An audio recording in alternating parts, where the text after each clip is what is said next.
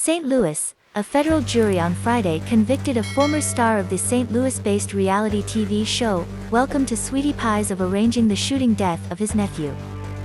The jury deliberated about 17 hours over 3 days before reaching its verdict in the murder-for-hire case against James Tim Norman, the St. Louis Post-Dispatch reported. He was charged with conspiracy to commit murder for hire, and conspiracy to commit mail and wire fraud. Norman and his nephew, Robbie Montgomery, both starred in the long-running OWN reality show about a popular soul food business founded in the St. Louis area by Robbie Montgomery, Norman's mother and Andre's grandmother. Prosecutors are not seeking the death penalty, but Norman could be sentenced to up to life in prison. Sentencing is set for December 15. Federal prosecutors said Norman, 43, hired 2 people to kill the 21-year-old Montgomery on March 14, 2016, then tried to cash a $450,000 life insurance policy taken out on his nephew months earlier. Defense attorney Michael Leonard said after the verdict that he and Norman were extremely surprised and disappointed in the outcome of the case.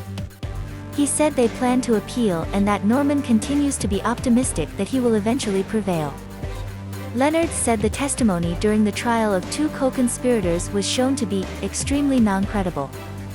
And he said Norman testified well during the trial, noting he was not cross-examined. U.S. Attorney Sailor Fleming said she was very pleased with the verdict, but that her office would make no further statements until after the sentencing. During closing arguments, Assistant U.S. Attorney Angie Danis said Norman was the architect of the plan to kill Montgomery. This plan doesn't exist but for Tim Norman's greed, Danis said.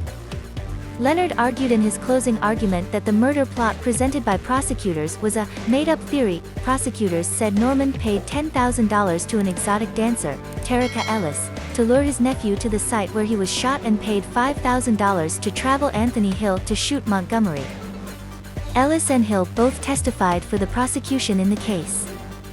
They have both pleaded guilty to participating in the scheme. In testimony during the trial, Norman said he helped his nephew move to St. Louis about 18 months before he was killed and supported him financially because he was trying to watch out for Montgomery. He said he sought to be a father figure to his brother's son. Former Sweetie Pies employees and other character witnesses testified that Norman and his nephew had a close relationship.